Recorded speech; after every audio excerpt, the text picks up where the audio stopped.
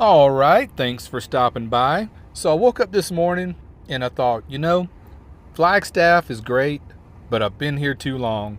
I need a change of pace and a change of scenery.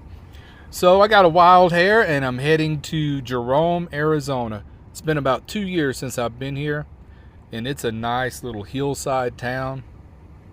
Just wait till you see it. So this video is going to be the drive to Jerome, and then tomorrow's video is going to be showing you the campsite that I found in this area. I don't know where I'm going, really. I just know I've got to go through Jerome to get to the national forest that I want to be in.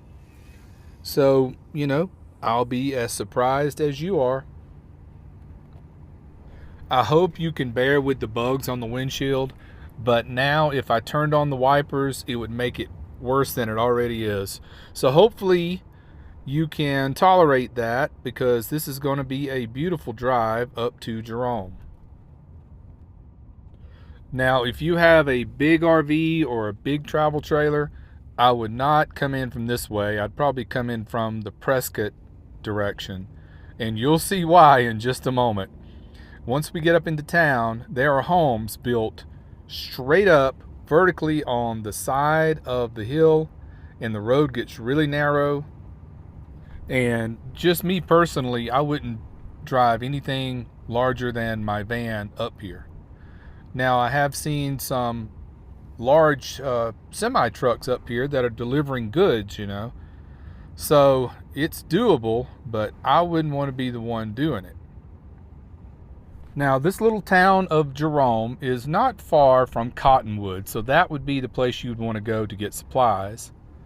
I guess by the time you crept down this little twisty road to the time you got to Cottonwood would be more than 30 minutes, I'm guessing. So I've got enough supplies for about 3 days, and that's as long as I'm going to stay in this area. But I have no idea what kind of campsite I'm going to find. I may love it, and after 3 days, I might just drive to Cottonwood, get supplies, and come back for another 3 or 4 days. But we'll see how that goes. All right, so as we get a little closer to town, you'll see more and more buildings closer to the road. It'll get so narrow. And this is a big attraction for motorcycle riders, because when I was here about 2 years ago, there was tons and tons of Harley riders. They must have been having some kind of event up here. But look at the hillside, just cluttered with homes and businesses. Beautiful little town. There's a shuttle bus. If you go to the right here, you go to this historic state park. I've been up there before. The views are incredible. But the place I'm going to take you to, the views are really good too. Notice how the stone wall is creeping closer and closer to the road. No room for error here.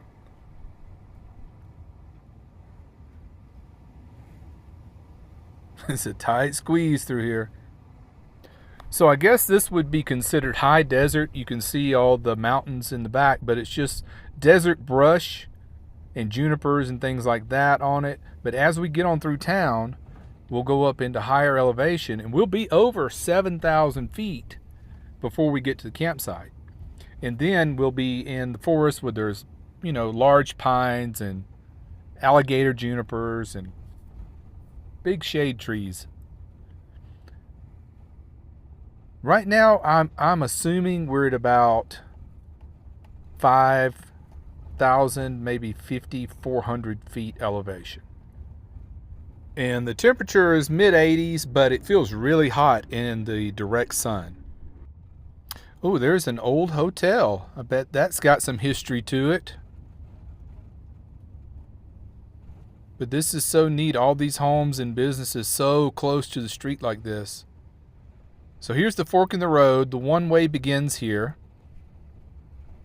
We'll make the entire loop, because I want you to see some of the restaurants that I ate at last time I was here.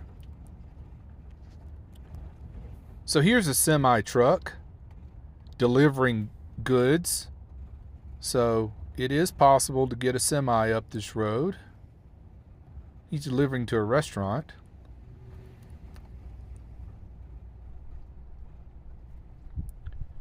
Hairpin turn. When we get to the stop, I think we'll take the left. Yeah, we'll make the loop. We'll go back down the one way. And right in this area is where all the motorcycles were last time I was here.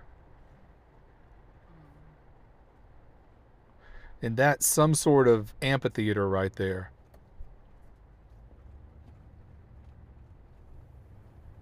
Down here on the right was some of the best Mexican food I've ever had in my life. I can't remember the name of the place. And I also ate at an American bistro when I was here. That's somewhere here on the right. There's the Fudge House.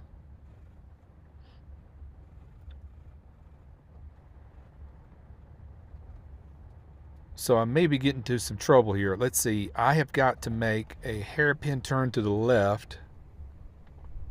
All right, we're going to break the law here. We're not supposed to do this. All right, let's check. It looks clear. Come on, Matty Wagon. Turn it. Turn it. Turn it. Don't hit the curb. We got it. That was tight. All right, so we'll go back up. And when we hit the stop sign, this time we'll take a right and continue on through town.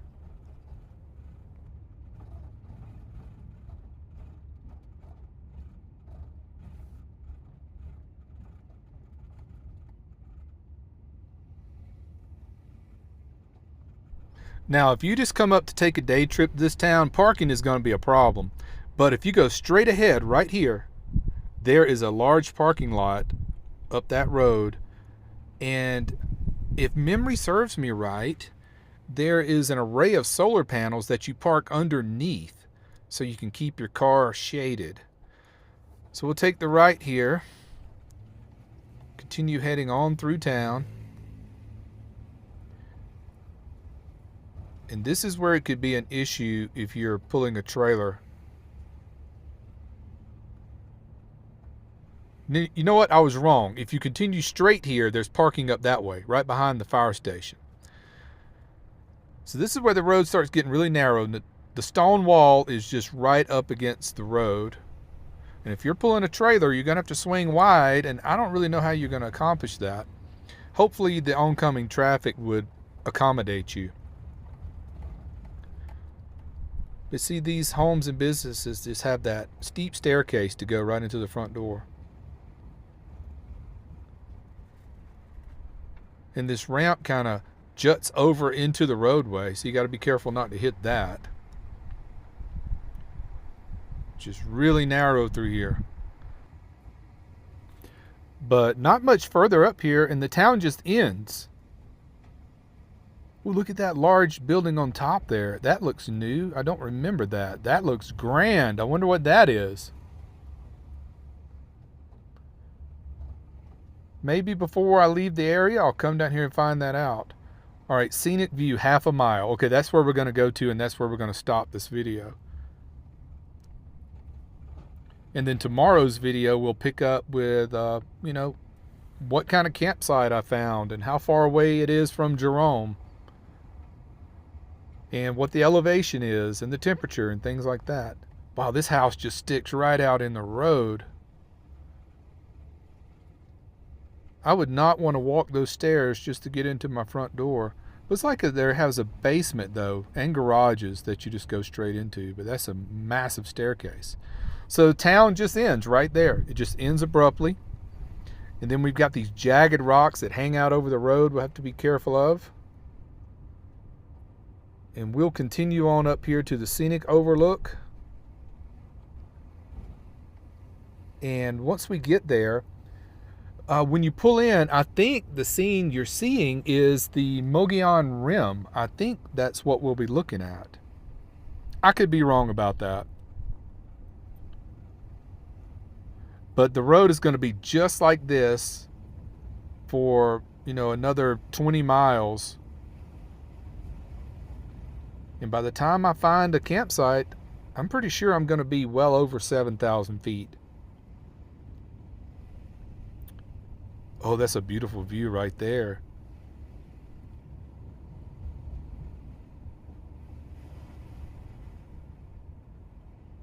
What a nice drive. Yeah, I'm glad that I decided to leave Flagstaff. I needed a change for a few days. Of course, I'll go back to Flagstaff once I get through rambling around this area. All right, let's pull it right in here. And right out there, what you're seeing is the Mogollon Rim. We'll step outside, give you a shot of that, try to zoom in.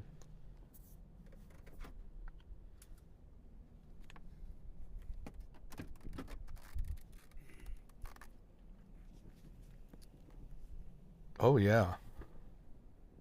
This is beautiful.